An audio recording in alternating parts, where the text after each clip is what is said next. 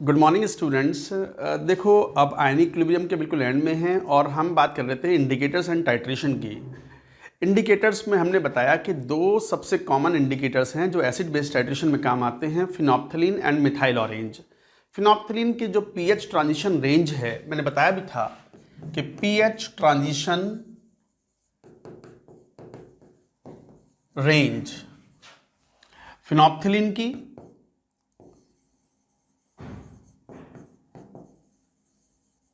जिसे हम HPH symbolize करते हैं वो है 8 से 10। 8 से कम पर one particular colour will be there by the indicator. 10 से बियॉन्ड जाने पर another particular colour will be observed. Methyl orange का जो कलर है इसका सिंबलाइज कर देते हैं MEOH। MOH भी बोल देते हैं कई बार। ये एक बेस इंडिकेटर है। इसकी जो रेंज है 3.1 to 4.4 ये रेंज होती है। 3.1 से कम पर एक कलर, 3.1 से कम पर है तो इट इज रेड, 4.4 से ज़्यादा है तो येलो, 8 से कम है तो इट इज कलरलेस, ये बता चुके हैं हम, और 10 से ज़्यादा है तो it is pink in colour. ये डिस्टिंक्ट कलर देते हैं तो ये कहलाती है पीएच ट्रांजिशन रेंज। हर टाइट्रेशन के लिए, किसी भी एसिड बेस टाइट्रेशन के लिए ऐसे नहीं कि कोई सा भी इंडिकेटर इस्तेमाल कर लो। हमें केवल वही इंडिकेटर इस्तेमाल करना है जिसकी ट्रांजिशन रेंज, ये जो रेंज है, it lies with in the steep section of the titration curve. क्या है टाइट्रेशन कर्व वो बात करेंगे, तो मैं इस बात को पहले लिख देता हूं एज ए नोट। ये वाला पॉइंट एज ए नोट, कभी ऑब्जेक्टिव क्वेश्चन में आ जाए तो सॉल्व कर देना, वैसे पूछते नहीं हैं। A suitable indicator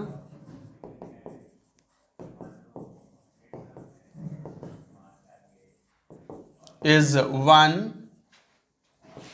whose pH transition range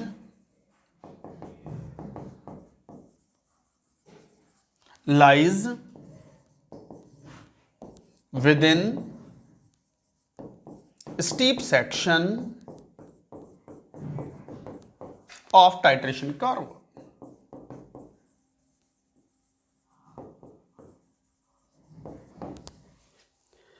A suitable indicator is the one whose pH transition range lies within the steep section. ये steep section क्या है in the titration curve? What is titration curve? Titration curve is the pH versus volume of titrant वाला curve होता है। वो मैं अभी बताऊंगा आपको जब टाइट्रेशन की बात करेंगे। चलो let us talk about the titration. Titration of the, मान लो स्ट्रॉन्ग एसिड स्ट्रॉन्ग बेस की बात करें तो पहले यहां तक की बात नोट करो। ये एक इंपॉर्टेंट स्टेटमेंट है इंडिकेटर के लिए। एक सुटेबल इंडिकेटर वो होता है जिसकी pH transition range lies with in the steep section of the titration curve. Note it down.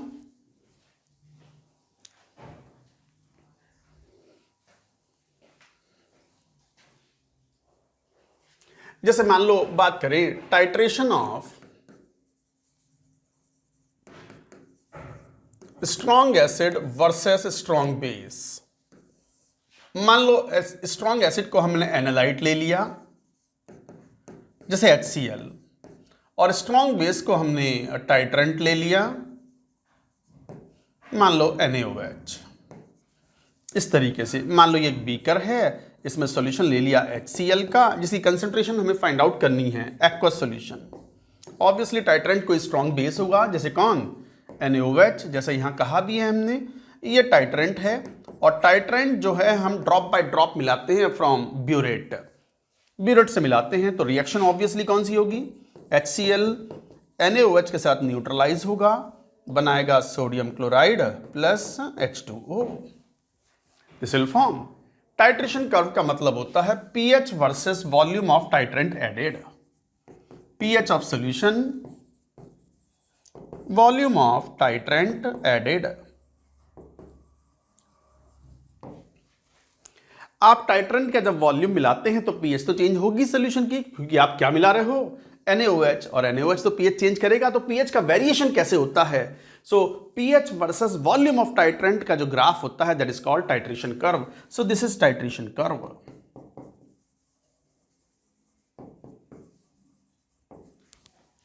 For strong acid and strong base. तो स्ट्रॉन्ग एसिड स्ट्रॉन्ग बेस के लिए टाइट्रेशन कर्व है। कैसा टाइट्रेशन कर्व होता है? तो टाइट्रेशन कर्व ऐसा होता है, शुरुआत में बीकर में कौन है बताओ? HCl। अगर HCl है तो ऑब्वियस सी बात है कि शुरुआत में pH काफी कम होगी। ये रही pH की वैल्यू 7 से काफी कम होगी। HCl तो स्ट्रॉन्ग एसिड है, pH 1 होगी, 2 होगी, डिपेंडिंग अपॉन कि HCl की इनिशियल कंसेंट्रेशन क्या ली है आपने, उसके बेसिस पर। बट जैसे जैसे NaOH मिलाओगे तो HCl खत्म होगा। Below the equivalence point, below the equivalence point ये जो NaOH है तो क्या बोलोगे? At start. मैं इसको जरा एक बार यहां से हटा देता हूं ताकि पूरी बात लिख सकूं एनालिसिस के रूप में। मुझे ग्राफ बनाना है, ये मैं हटा रहा हूं, नोट करो पहले पूरी बात।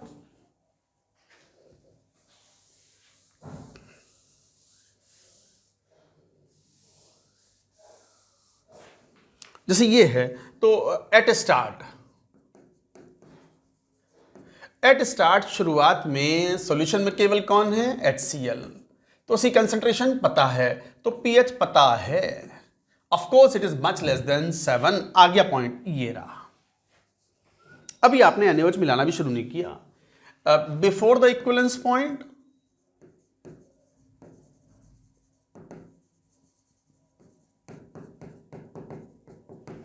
बिफोर द इक्विवेलेंस पॉइंट की बात करें, इक्विवेलेंस पॉइंट से बिफोर का मतलब यह हुआ कि HCl में अब NaOH मिलाना शुरू कर दिया आपने। क्या बन रहा है? NaCl plus H2O। अब बिफोर द इक्विवेलेंस पॉइंट का मतलब यह हुआ कि इक्विवेलेंस पॉइंट नहीं आया, अभी HCl पूरा खर्च नहीं हुआ, तो इसका मतलब NaOH will act as a limiting reagent. LR मतलब लिमिटिंग रिएजेंट। तो NaOH खर्च होता जा रहा है, HCl भी खर्च हो रहा है। NaOH तो मिलाते ही खर्च हो गया, ड्रॉप बाय ड्रॉप मिला रहे हैं, वो तो मिलाते ही खर्च हो गया, लिमिटिंग रिएजेंट है, ये अभी बचा हुआ है। बट HCl की कंसेंट्रेशन तो घट रही है ना, तो pH बढ़ेगी and pH increases like this. अचानक से pH sharply changes like this, so there is a sharp variation of the pH। ये लगभग, और इक्विवेलेंस पॉइंट यहां आएगा कहीं, दिस इज इक्विवेलेंस पॉइंट। और इस इक्विवेलेंस पॉइंट पर pH की जो वैल्यू होती है वो होती है pH is equal to 7 at equivalence point.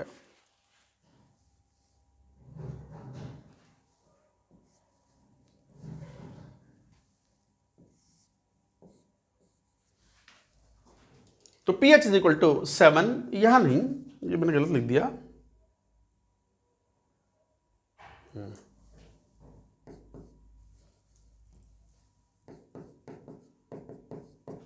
pH is equal to 7 at equivalence point. और ये pH लगभग 3 से लेकर के 10 तक बहुत शार्पली चेंज होती है pH। ये है स्टीप सेक्शन, इसे बोलते हैं स्टीप सेक्शन।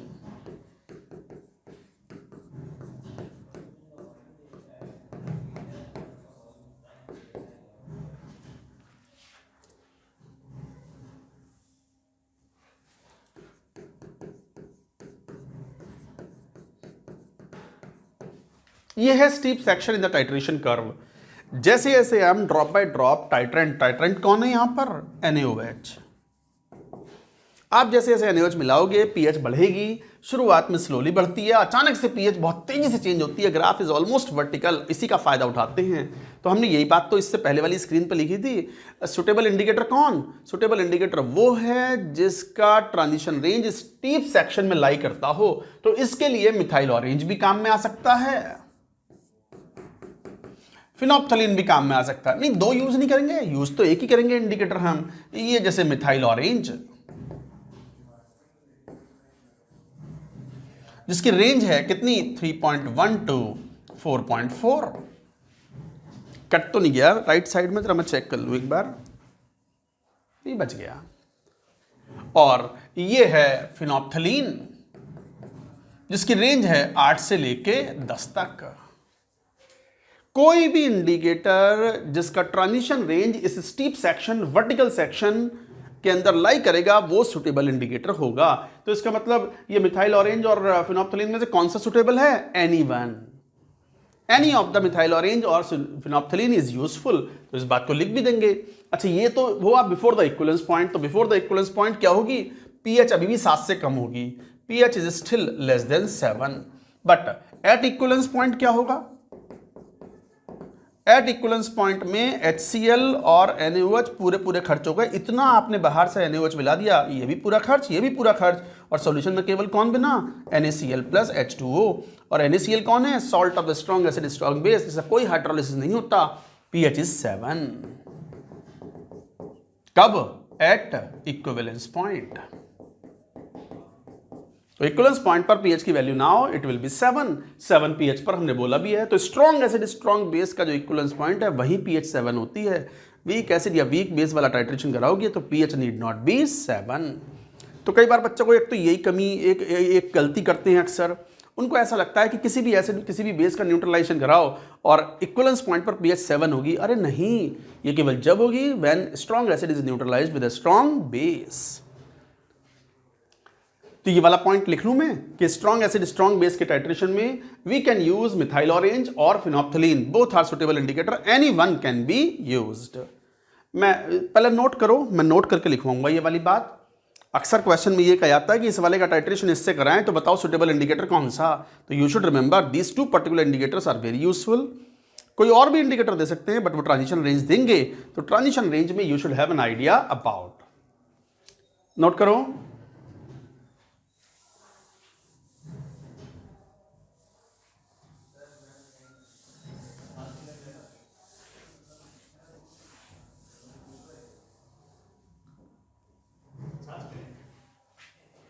जैसे क्या, ऐसे नोट करके लिखो, for strong acid and strong base titration HPH phenolphthalein और methyl orange any one may be used for marking equivalence point.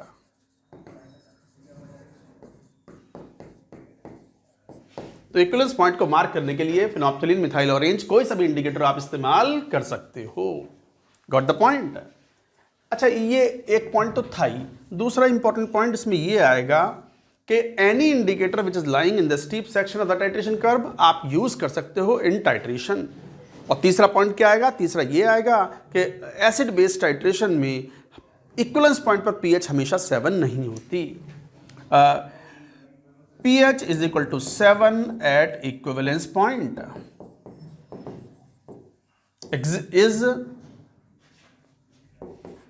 is only for titration of strong acid and strong base. तो pH is equal to 7 at equivalence point is only for titration of the strong acid and strong base. अगर weak acid या weak base हुआ तो जरूरी नहीं है कि equivalence point पर pH की वैल्यू 7 ही हो। तो हमें टाइट्रेशन के लिए इंडिकेटर की रिक्वायरमेंट चेंज हो सकती है। समझ के बात को, नोट करो। ये तो हमने चलो एक केस लिया था, इसे लिखा था कि हमने केस 1 कि titration of the strong acid and strong base, लिख दो titration of strong acid and strong base. अब लेंगे केस 2, नोट करो।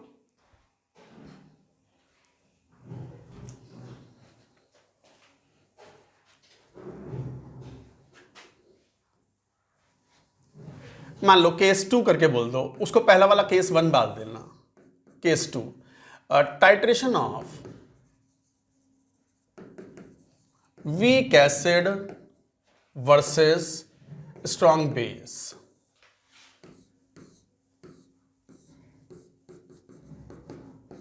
मान लो ये कोई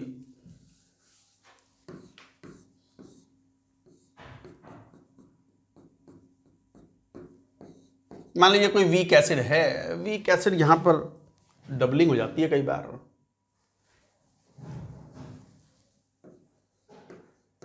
वीक एसिड जैसे मान लो CH3COH और स्ट्रॉन्ग बेस जैसे कौन, NaOH, ऐसे ले लो। अच्छा, ये टाइट्रेशन के क्वेश्चन सॉल्व अगर करते हैं तो हमें कुछ एडिशनल थ्योरी की कोई आवश्यकता नहीं है। ये सब ना भी पता हो तो भी आप क्वेश्चन की लैंग्वेज से क्वेश्चन सॉल्व कर सकते हो। मैं कराऊंगा अभी क्वेश्चन। जैसे ये मान लो कोई वीक एसिड है CH3COH। CH3COH है, उसमें बाहर से मिला रहे हैं हम NaOH। ये टाइट्रेंट हो गया, ड्रॉप बाय ड्रॉप मिला रहे हैं, और ये एनालाइट है, ये एनालाइट है। टाइट्रेशन कर्व प्लॉट करना है। वॉल्यूम ऑफ टाइट्रेंट, और टाइट्रेंट कौन है यहाँ, NaOH। ये टाइट्रेशन कर्व हो गया, ये है टाइट्रेशन कर्व। तो क्या शुरुआत में कौन है, एट स्टार्ट कौन है, CH3COH है, और CH3COH की pH कितनी होती है, हाफ, याद है ना, pKa माइनस log C, याद है formula, of course this pH is less than 7, तो होगा कहीं शुरुआत में एसिडिक एसिड है, नहीं 1-2 तो नहीं, थोड़ी ज़्यादा होगी pH क्योंकि वीक एसिड है। मान लो यहाँ से ग्राफ स्टार्ट हुआ, ये रहा एट स्टार्ट, मतलब अभी टाइट्रेशन स्टार्ट भी नहीं किया आपने। अब बात करते हैं, चलो बिफोर द इक्विवेलेंस पॉइंट।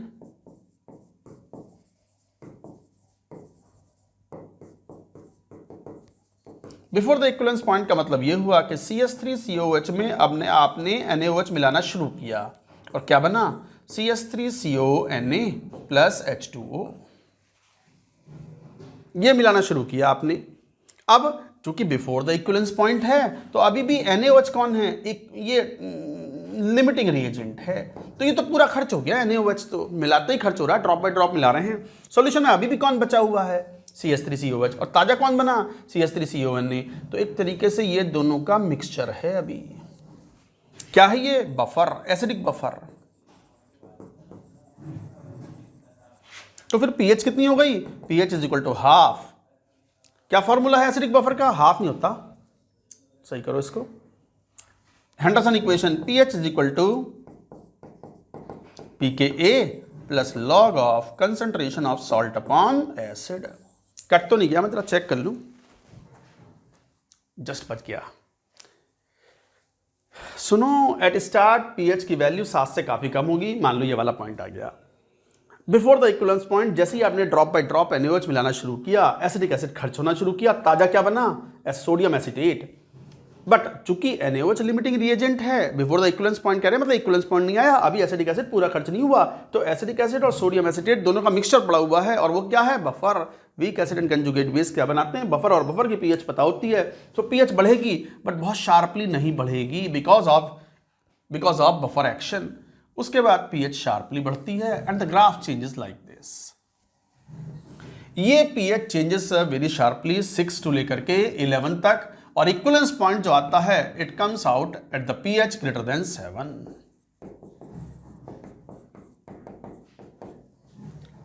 ये इक्विवेलेंस पॉइंट है, तो दिस इज इक्विवेलेंस पॉइंट, और यहां pH की जो वैल्यू है इट इज ग्रेटर देन 7। 6 से लेकर के 11 तक pH बहुत स्टीपली, तो इसका मतलब अब हम मिथाइल ऑरेंज इस्तेमाल नहीं कर सकते।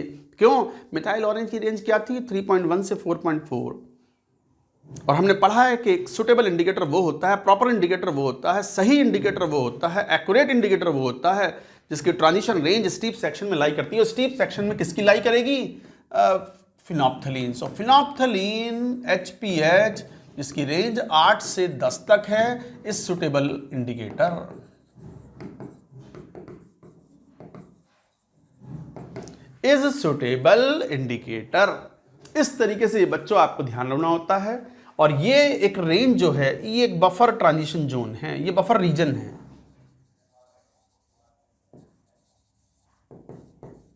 This is a buffer region, ये एक बफर रीजन है। यहां पर pH का वेरिएशन बहुत लार्ज नहीं है, क्यों, बफर है तो थोड़ी बहुत एसिड मिलाने पर pH में कोई खास परिवर्तन नहीं होता, दिखाई पड़ रहा है ग्राफ से, ग्राफ ऑलमोस्ट हॉरिजॉन्टल हो गया। तो this is buffer region and pH at equivalence point, ये है वो point, this is greater than 7, और क्यों ना हो, जब देखें at equivalence point, equivalence point पर क्या होगा, दोनों रिएक्टेंट पूरे खर्च हो जाएंगे। मैं जगह बना लूं, जरा पहला नोट करो पूरी बात।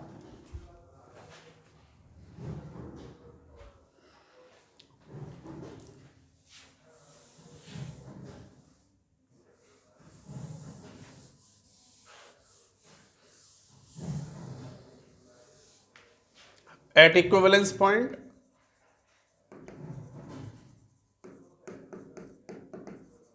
इक्विवेलेंस पॉइंट पर CH3COH एनालाइट था, ड्रॉप बाय ड्रॉप NaOH मिला रहे हैं, तो क्या बनेगा, CH3CONa plus H2O। Equivalence point पर ये भी पूरा खर्च, ये भी पूरा खर्च, सॉल्यूशन में केवल कौन है, ये है। इसका मतलब इट इज एनायनिक हाइड्रोलिसिस, और pH क्या होगी इक्विवेलेंस पॉइंट पर, ऐसे केस में would be equal to anionic hydrolysis है, एनायनिक हाइड्रोलिसिस का फॉर्मूला पता है, हाफ पी के, बताओ क्या, पी के डब्ल्यू प्लस पी के ए माइनस या प्लस पी के लॉग सी।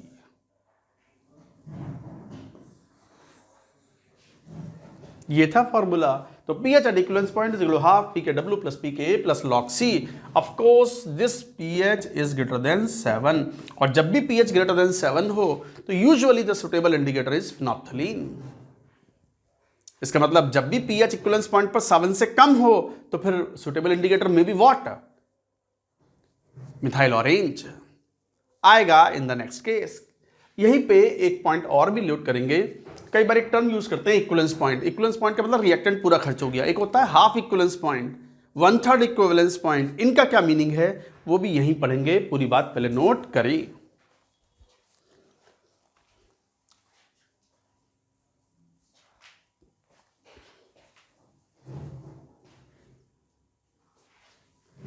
तो ऐसे नोट करके लिखो।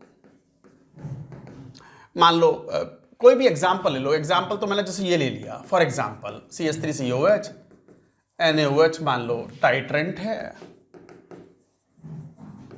और बना दिया इसने CH3CONa plus H2O।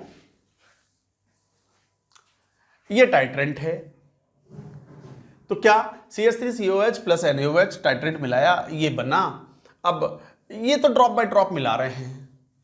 Equivalence point का मतलब क्या हुआ? इक्विवेलेंस पॉइंट का मतलब ये हुआ कि मान लो ये concentration T is equal to 0 पर ये A है, ये भी कुछ नहीं मिलाया, A कंसेंट्रेशन थी, A मोल पर लीटर, राइट, या A मोल ही मान लो, ठीक है, A मोल मान लो, मोल मान लो। कंसेंट्रेशन तो कई बार चेंज भी हो जाती है वॉल्यूम मिलाने पर, अगर एक्वस मिला रहे हैं तो, ठीक है ना। NaOH है ये, A मोल है ये मान लो। एट इक्विवेलेंस पॉइंट, समझो इक्विवेलेंस पॉइंट का मतलब पूरा पूरा खर्च हो गया। आपने क्या किया, दोनों AA मिला दिए, तो CH3COH प्लस NaOH जो मिलाया है ये भी A, ये तो A था ही, दोनों पूरे पूरे खर्च। और सॉल्यूशन में कौन, CH3CONa बना प्लस H2O। ये AA खर्च हो गया तो ये भी A मोल बना है, पूरे खर्च हो गए। ये है equivalence point. What is the meaning of eight half equivalence point? Half equivalence point का मतलब इक्विवेलेंस का जो अमाउंट थी रिएक्टेंट की वो केवल आधी खर्च हुई है। इसका मतलब CH3, सुनो लिखना बंद करो, ध्यान से सुनो, यहीं अटकते हैं बच्चे ज्यादातर।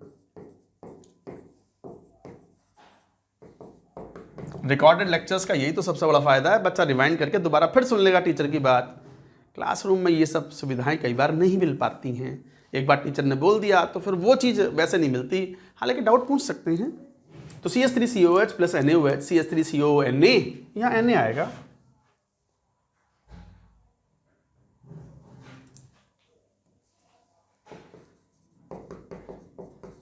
H2O। हाफ इक्विवेलेंस पॉइंट का मतलब ये T इज इक्वल टू 0 था। अब ये हाफ इक्विवेलेंस पॉइंट का मतलब आधा खर्च हो गया, तो A में से A/2 खर्च हो गया, तो ये कितना मिलाया होगा, ये 0 था, ये भी A/2 मिलाया होगा, तो ये रिएक्शन हुई तो ये 0 रह गया, और ये कितना बना शुरू में, A/2 बना। तो इसका मतलब हाफ इक्विवेलेंस पॉइंट का मतलब ये हुआ कि एसिटिक एसिड आधा खर्च हो गया, आधा बचा हुआ है, और सोडियम एसीटेट आधा और बन गया।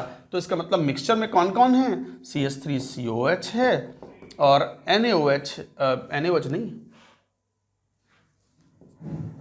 CH3CONa है, A/2 तो pH अगर निकालनी हो तो बफर से कैलकुलेट करेंगे, pKa बफर तो बना है, log of A/2 upon A/2, 0 हो गया, तो pH is just equal to pKa। आई बात समझ में? और सुनो, मैं ये हटाता हूं, जैसे मान लो इक्विवेलेंस पॉइंट, या नेक्स्ट पेज पे ले लो, नेक्स्ट पेज पे ले लो। जैसे 1/4 इक्विवेलेंस पॉइंट का मतलब क्या है? 1/4 इक्विवेलेंस पॉइंट का मतलब हुआ कि NaOH के साथ रिएक्शन जब कराई, एसिटिक एसिड में ड्रॉप बाय ड्रॉप मिला रहे हैं, ये टाइट्रेंट है, तो CH3COO Na मिला प्लस H2O। ये A मिला, NaOH मिलाया, ये 1/4 इक्विवेलेंस का मतलब 1/4 खर्च हुआ है, तो A माइनस A/4 खर्च हुआ है, तो A 3A/4 बचा, और ये शुरू में 0 था और अब कितना बना A/4 है, तो अभी भी बफर ना, तो pH is equal to half नहीं pKa plus log of concentration of salt A/4 upon 3A/4। A/4 ये कैंसिल आउट हो गया 1/3, तो pKa माइनस लॉग 3 आ गई वैल्यू। ऐसे ही कोई कहे 1/10 इक्विवेलेंस पॉइंट, आप तो समझ गए 1/10 इक्विवेलेंस पॉइंट का मतलब जैसे कोई वीक एसिड HA ले लो, जनरल एसिटिक एसिड ना लिख रहा मैं, प्लस NaOH, ये टाइट्रेंट है, एरो लगा दिया मतलब टाइट्रेंट मैंने इंडिकेट कर दिया, Na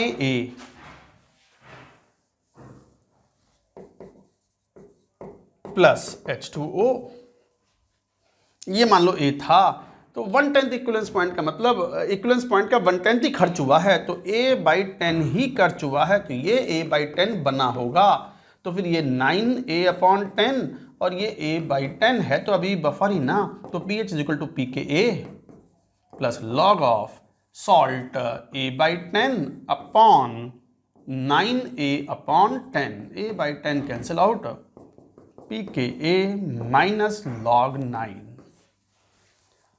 I hope you have understood the meaning of half equivalence point, 1/3 equivalence point, 1/4 equivalence point, 1/10 equivalence point. Question कुछ भी कह सकता है, accordingly you will have to solve the question and you can get your answer.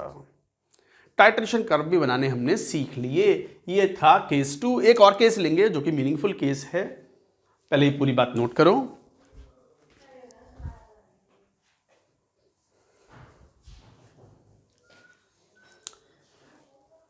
चलो एक question लेते हैं, ताजा पढ़ाया तो ताजा एक सवाल भी लें इसके ऊपर। क्वेश्चन ये कहे कि formic acid 0.4 m is titrated with 0.2 m aqueous KOH. Find pH at first, half equivalence point, second 1/5 equivalence point, और Ka की वैल्यू दी हुई है फॉर्मिक एसिड के लिए, मान लो 10 की पावर -5। सिंपल डेटा रखते हैं, कॉन्सेप्चुअली समझते हैं चीज को, कैलकुलेशन में नहीं फंसाएंगे आपको। तो फॉर्मिक एसिड 0.4 m है, कंसेंट्रेशन या मैटर ही नहीं करती, क्योंकि half equivalence point 1/5 equivalence point पर बफर बनेगा, और बफर में मोल्स का रेशियो वही होता है जो कंसेंट्रेशन का रेशियो होता है इन द फाइनल सॉल्यूशन। तो जैसे आप बात करो फॉर्मिक एसिड HCOOH, KOH मिलाओगे तो बनेगा HCOOK प्लस H2O। अब जैसे ये 0.4 मोलर था, ये पॉइंट कोई फर्क नहीं पड़ता, क्योंकि हाफ इक्विवेलेंस पॉइंट पूछा, हाफ इक्विवेलेंस पॉइंट में मगर A मोल थे, ये 0, तो A/2 बचा है, ये KOH तो खर्च हो गया मिलाते ही, और ये भी A/2 बना होगा हाफ इक्विवेलेंस पॉइंट पर, तो pH at half equivalence point would be equal to pKa, buffer है ना, plus log of acidic buffer, Henderson equation, तो pKa plus log of salt A/2 upon A/2। ये log 1 हो गया, log 1 की value 0, pKa के बराबर 5 इज द आंसर 5। जरा सेकंड पार्ट देखियो, ये फर्स्ट पार्ट था। फिर कह रहे हैं CH3COH में, नहीं फॉर्मिक एसिड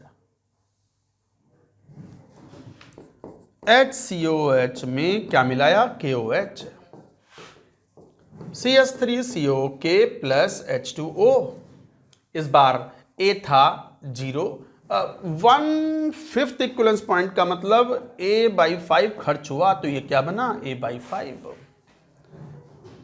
कंसंट्रेशन की उस क्वेश्चन में जरूरत ही नहीं पड़ रही, क्योंकि बफर बन रहा है और साफ दिखता है बफर अभी भी बना, क्यों, ये दोनों है ना, ये तो खत्म हो गया मिलाते ही। इक्विवेलेंस पॉइंट से पहले KOH जो टाइट्रेंट मिला रहे हैं वो पूरा खर्च हो जाता है, तो pH is equal to again acidic buffer के लिए Henderson equation pKa 5 plus log of concentration of the salt A/5 upon और कितना 4A/5 1/4, तो 5 माइनस लॉग 4 की वैल्यू 2 log 2 मतलब 0.6, 4.4 is the answer, that's it, 4.4 is the answer. तो बच्चों ये था question. I hope you have understood the meaning of the half equivalence point, 1/3 equivalence point, 1/5 equivalence point, 1/10, anything question can ask you, you can answer comfortably if you have the proper understanding. चलो आज बस यही stop करते हैं। All the very best.